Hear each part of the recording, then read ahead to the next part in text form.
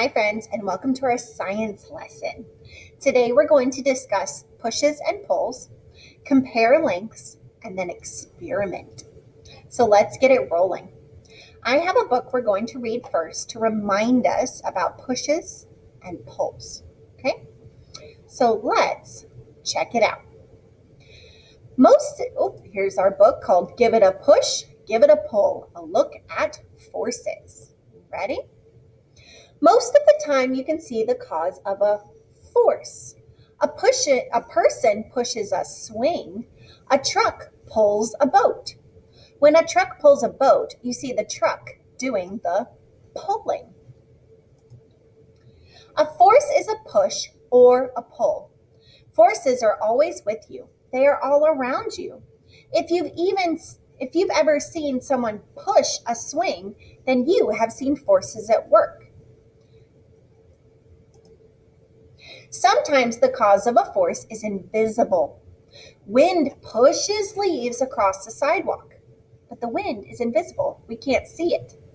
Gravity can pull a paper airplane down, and magnetism can hold magnets against a fridge. Magnetism is invisible. Putting things in motion. Forces put things in motion. Pushing the pedal makes the tires spin when you push down on the pedal, but pulling a wagon makes it roll. Pushing and pulling your pencil as you write your name is a force. Did you see that? Thanks to forces, you can write on a sheet of paper. A push moves something away from the force, like this toy car is moving away from the boy when he pushes it, and a pull moves something closer to the force. So the rope moves closer to the girl when she pulls it. Stronger forces can make things move farther. So you can throw a ball across the yard with a very strong push. A strong force will make a football sail far away from you. A gentle force makes things move only a little bit. A little push gets this boat on its way. You see, a gentle force will make the toy boat move a short distance from you. An object's weight can change the force needed to move it. It takes a lot of force to pick up a very heavy suitcase. It takes only a little force to lift a light feather. A force makes something move in one direction. Another force can change it. A pitcher throws a ball to the batter, but the batter hits the ball and the ball flies in a different direction. Forces change the speed of things. A strong force can make something move quickly. A strong push of a bobsled makes the sled move very quickly. A strong wind makes a sailboat race across the lake. A hard pull on the wheels makes a wheelchair speed along the ground. A racer pulls hard on the wheels of his special wheelchair so he can win a race. Forces make things stop moving too.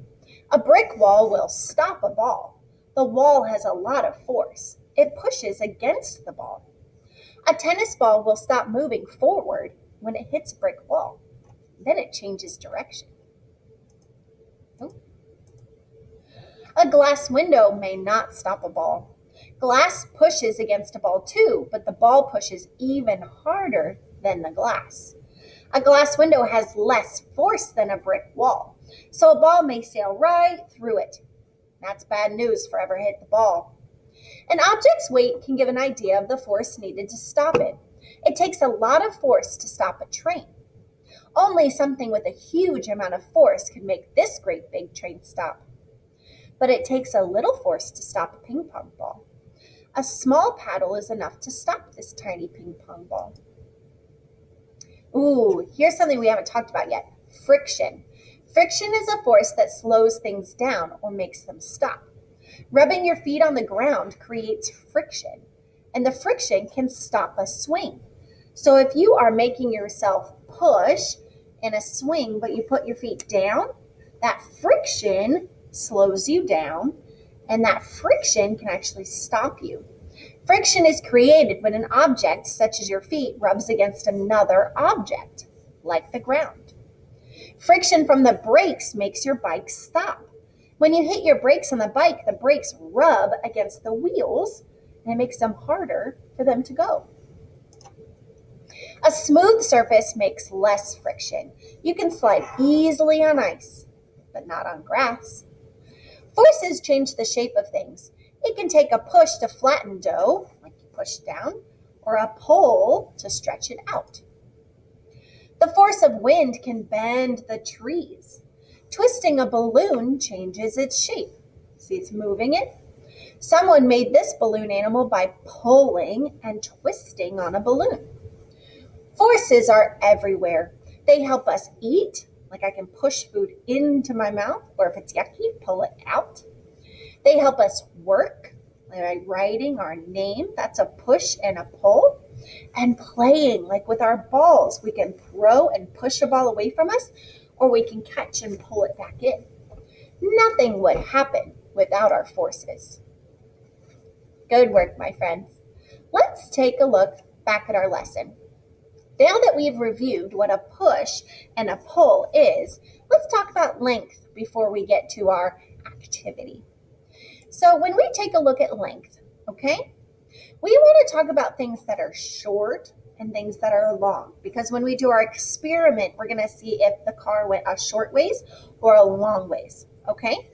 So if we are going to measure something, I have this string here, and you have this work for later this morning.